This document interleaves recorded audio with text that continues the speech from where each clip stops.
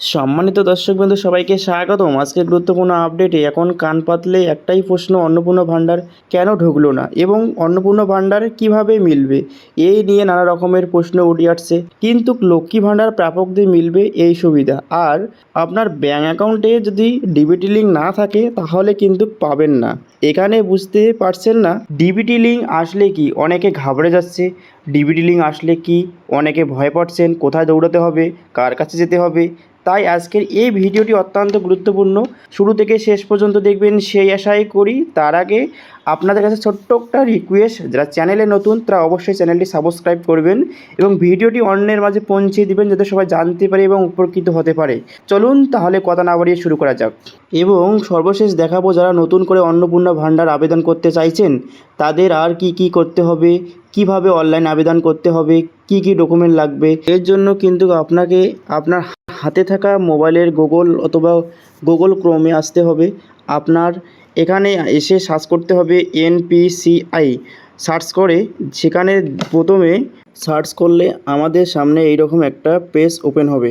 সেখানে প্রথমে একটা পেজ দেখতে পাচ্ছেন, সেখানে এনপিসিআই অফিসিয়ালি একটা ওয়েবসাইট, সেখানে ক্লিক করলে নতুন একটা পেজ ওপেন হবে। দেখতে পাচ্ছেন এখানে একটা কাস্টমার অপশান রয়েছে, আমরা কাস্টমারে ক্লিক করব। এখানে ভারতে আধার সিটি এনাবেল, আমরা এখানে ক্লিক করে দিচ্ছি। সাইট একটু জ্যাম রয়েছে, আমার একটু সময় নিচ্ছে। এখানে আসার পর একটা অপশান দেখতে পাচ্ছি যে আধার ম্যাপ স্ট্যাটাস, ডিবিটি লিঙ্ক দেখতে চাইলে তাহলে এই ঘরের মধ্যে ক্লিক করবেন। আপনার আধার নাম্বারটা এখানে বসাই দিবেন, আধারের যে 12টা সংখ্যা যে আছে সংখ্যাটা এখানে বসাই দিবেন। আমি আমারটা এখানে বসাই দিলাম। দেওয়ার সাথে সাথে সেখানে এক্স করে উঠবে, তারপরে নিচের দিকে একটু ক্যাপচার আসবে, সেই ক্যাপচার কোডটা আমরা এখানে বসাই দেবো। তো আমি আমারটা বসাই দিচ্ছি। তারপর চেক স্ট্যাটাস আমরা ওখানে ক্লিক করব। চেক স্ট্যাটাস ক্লিক করার সাথে সাথে এইরকম একটা সে আধারের যে মোবাইল নাম্বার লিঙ্ক করা আছে সেখানে একটা ওটিপি যাবে, সেই ওটিপিটা আমরা এখানে বসাই দেব।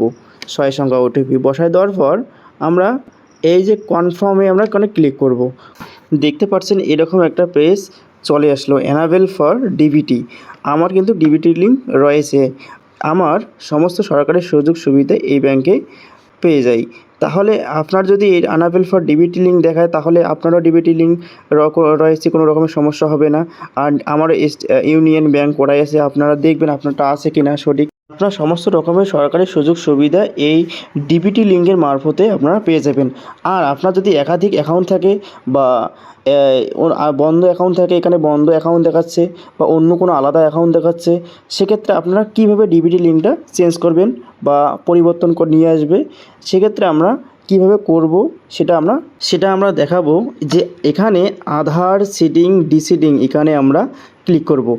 ক্লিক করার সঙ্গে সঙ্গে কনফার্মে অপশান আসবে। কনফার্ম অপশান ক্লিক করার পর এই যে সিডিং আর ডিসিডিং যে আমরা সিডিং এখানে ক্লিক করব। এই সিডিংয়ে ক্লিক করার সাথে সাথে নিচের দিকে চলে আসবে, একটু স্ক্রল করে আমরা দেখব ইয়োর ব্যাঙ্ক। আর এয়ারটেল পেমেন্ট ব্যাঙ্ক বা স্টেট ব্যাঙ্ক বা সেন্ট্রাল ব্যাঙ্ক, একাধিক ব্যাঙ্ক যে আপনার যে ব্যাঙ্কে রয়েছে সে ব্যাঙ্ক ভালো করে দেখে নিয়ে বসাই দিবে। আমি আমারটা বসাই দিছি বা দেওয়ার পর আমরা নিচের দিকে একটু নেমে আসবো। এখানে আমরা যে নতুন করে ডিবিটি লিঙ্ক করতে চাইছি, যেন ফেস সেটিং ওখানে আমরা ক্লিক করব। আমার যে ডিবিটি লিঙ্ক প্রথম করতেছি সেক্ষেত্রে আমরা ফেস সেটিং ডিবিটি লিঙ্ক করতেছি। এরপর যে আমরা আলাদা অ্যাকাউন্ট বা অন্য কোনো ব্যাংকে আমরা ডিবিটি লিঙ্ক করতে চাই, বা ধরে না আমার একাধিক অ্যাকাউন্ট রয়েছে, স্টেট থেকে আমরা যাব সেন্ট্রাল যাইতেছি বা সেন্ট্রাল করে নেব। সেক্ষেত্রে আমরা কী করব, সেক্ষেত্রে আমরা নিচের দিকে স্ক্রল করে নেমে আসবো, শেষের দিকে আমরা movement for one bank to others bank ওখানে ক্লিক করব। আর আমরা যদি একই ব্যাংকের দুইটি অ্যাকাউন্ট থাকে, ধরে নেন আমাদের স্টেট ব্যাংকে 2টি অ্যাকাউন্ট আছে, আমরা আলাদা অ্যাকাউন্টে প্রত্যেক ডিবিটি লিঙ্ক করতে চাই, সেক্ষেত্রে আমরা মাঝখানে ক্লিক করব। আমরা যেহেতু এখানে ফেস সেটিং করতেছি বা নতুন, সেক্ষেত্রে আমরা প্রথমে সর্বপ্রথম ফেস সেটিংয়ে আমরা ক্লিক করার পর আমরা প্রথমে অ্যাকাউন্ট নাম্বার দিয়ে দেবো, তারপর কনফার্ম অ্যাকাউন্ট নাম্বার আমরা ওই অ্যাকাউন্ট নাম্বারটা আবার দিতেছি যাতে কোথাও ভুল হয় না। তারপরে আমরা যে টিক্স বক্সে এসে টিক্স বক্সে আমরা এখানে ক্লিক করব। শেষের দিকে একটু স্ক্রল করে নেমে আসবো, যে এখানে একটা যে ক্যাপচার কোড রয়েছে সেই ক্যাপচার কোডটা আমরা দেখে বসাই দেবো সুন্দর করে। তা এরপর আমরা যে ক্যাপচার কোডটা বসার পর সাবমিট অপশান যে আছে সাবমিট অপশানে আমরা ক্লিক করব। ক্লিক করার সঙ্গে সঙ্গে আপনার ডিবিটি লিঙ্ক সে হয়ে যাবে। এখন থেকে যখন এই টাকা পাঠাবে সরকারি কোনো, সঙ্গে সঙ্গে যে ব্যাংকে ডিবিটি লিঙ্ক করলেন সেই ব্যাংকে টাকা আশা করি পুরো বিষয়টা ক্লিয়ার হয়ে গেছে আপনার। যদি কোনো প্রশ্ন থাকে সেক্ষেত্রে আপনারা সে কমেন্ট বক্সে করে দেবেন। এরপর আমরা দেখছি নতুন অন্নপূর্ণা ভাণ্ডারের কী ডকুমেন্ট লাগতেছে। আমার সর্বপ্রথম আধার কার্ড লাগতেছে, তার ভোটার কার্ড লাগতেছে, রেশন কার্ড লাগতেছে, ব্যাংকের পাসবুক, অর্থাৎ যে ব্যাংকে আমার ডিবিটি লিঙ্ক করা আছে সে ব্যাংক আমরা এখানে দিয়ে দেবো, সাথে যেন আইএফসি কোড উল্লেখ থাকে, আর সাথে পাসপোর্ট সাইজের ফটো লাগবে। আধার কার্ডের যে ওটিপি অর্থাৎ যে যুক্ত মোবাইল নাম্বার যে আছে আধার কার্ডের সাথে, সে যুক্ত মোবাইল নাম্বারটি এখানে বসাই দেবো এবং আয় শংসাপত্র দিতে হবে। সমস্ত অঞ্চল অফিস বা বিডিও অফিস থেকে আপনারা নিতে পারেন। এরপর আমরা কাস্ট সার্টিফিকেট যে আছে কাস্ট সার্টিফিকেটও উল্লেখ করে দিতে পারেন। আশা করি যদি কোথাও বুঝতে অসুবিধা হয় অবশ্যই কমেন্টে জানিয়ে দেবেন, আমরা যথাসময়ের মধ্যে উত্তর দেওয়ার চেষ্টা করব। সবাই ভালো থাকবেন, সুস্থ থাকবেন আশা করি।